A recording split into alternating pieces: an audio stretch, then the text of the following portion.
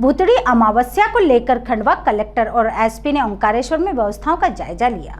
भूतड़ी अमावस्या की व्यवस्था को लेकर खंडवा जिला प्रशासन ने ओंकारेश्वर में कंट्रोल रूम में बैठक लेकर सुझाव लिए और संबंधित अधिकारी कर्मचारियों को दिशा निर्देश दिए, जिससे श्रद्धालुओं को कोई असुविधा ना हो। 29 मार्च को भूतड़ी अमावस्या पर्व की व्यवस्थाओं का जायजा लेने खंडवा कलेक्टर ऋषभ गुप्ता और पुलिस अधीक्षक मनोज राय ओंकारेश्वर पहुंचे। इस दौरान एसडीएम शिवम प्रजापति और जिम्मेदार विभाग के अधिकारी कर्मचारियों से व्यवस्थाओं को लेकर चर्चा की और आवश्यक दिशा निर्देश दिए। पत्रकारों से चर्चा में एसपी मनोज राय ने कहा, ओंकारेश्वर में आने वाले श्रद्धालुओं को किसी भी प्रकार की असुविधा ना हो, इसको लेकर सभी जिम्मेदार जनप्रतिनिधि विभिन्न संगठनों के पदाधिकारी की अलग अलग बैठक लेकर सुझाव लिए और निर्देश दिए हैं। यातायात व्यवस्था के संबंध में कहा कि ग्राम थापना कोठी के अलावा चिन्हित स्थानों पर वाहनों को खड़ा करने की व्यवस्था की गई है। घाटों पर विशेष व्यवस्था के लिए विशेष बल यहां पहुंचेंगे। बैठक में सिंगल यूज प्लास्टिक और अन्य महत्वपूर्ण बिंदुओं पर चर्चा हुई। सभी के प्रयासों से यहां की व्यवस्था बेहतरीन किए जाने पर सभी का सहयोग भी मांगा।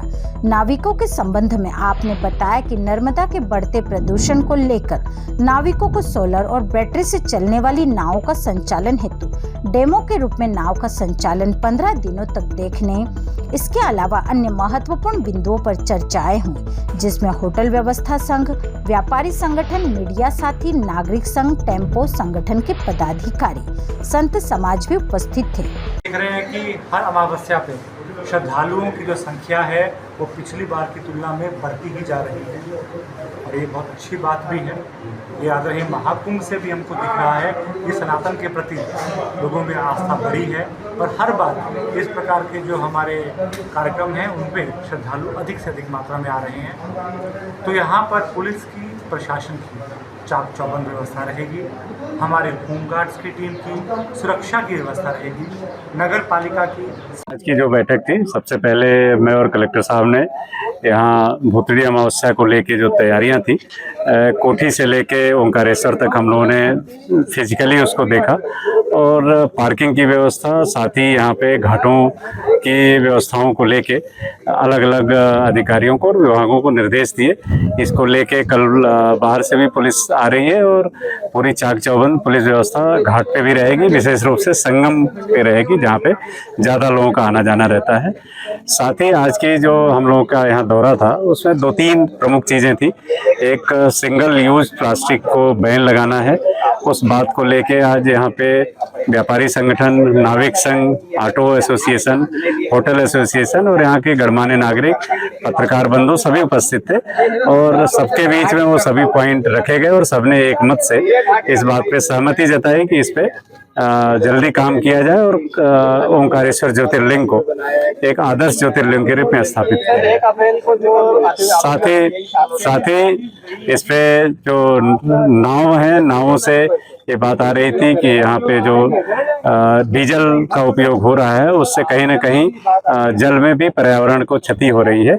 उसको लेके बैटरी ऑपरेटेड या सोलर ऑपरेटेड नावों का प्रयोग किया जाए। इसमें नाविक संघ ने इस बात पे सहमति जताई कि वो 15 दिन के अंदर यहाँ कुछ नावों को डेमो के रूप में रखेंगे और जिन जगहों पर इस तरह की नावें चल रही वहाँ खुद उनके पदाधिकारी जाएंगे और वहाँ व्यवस्था करेंगे।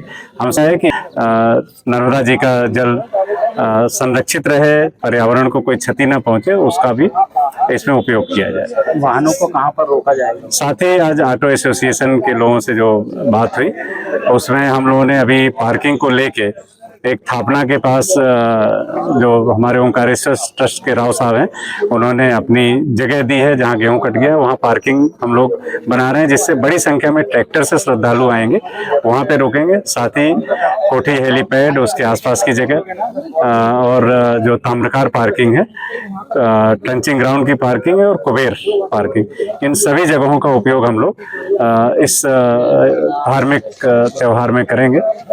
इसमें और भी मैं बताना चाहूँगा कि जो हमारे यहाँ के अलग अलग सामाजिक लोग हैं, उनके साथ भी साफ सफाई को लेके और सिंगल यूज प्लास्टिक को लेके अलग अलग जवाबदारी सबने स्वयं से ली है। और उम्मीद है कि ओंकारेश्वर बेहतर तरीके से आगे एक अपनी छाप छोड़ेगा और सुरक्षा को लेके जो यहाँ पे इंतजामात हैं और तैयारियां हैं उस पर हम लोग लगातार नज़र रखे हुए हैं। कोशिश रहेगी कि श्रद्धालुओं को किसी तरह की कोई असुविधा ना हो। जो यहाँ पे ऑटो के चालक हैं वो कहीं ना कहीं वहाँ पे अगर डिस्प्ले नहीं होता है तो लोगों से कई लोगों के बारे में सूचनाएं आती हैं कि वो अपने हिसाब से भी किराया लेते हैं। तो आज ये तय हुआ कि ऑटो एसोसिएशन, नगर पंचायत और साथ ही पुलिस और प्रशासन के अधिकारी मिलके एक अधिकतम दर तय करेंगे और जो अलग अलग रास्ते हैं उन रास्तों को तय करते हुए वहाँ पे बोर्ड लगाएंगे जिससे किसी के साथ कोई भी राशि ज़्यादा न ले और जो छवि है ओंकारेश्वर की वो भी बेहतर रहे। ओंकारेश्वर से ममता दुबे की रिपोर्ट।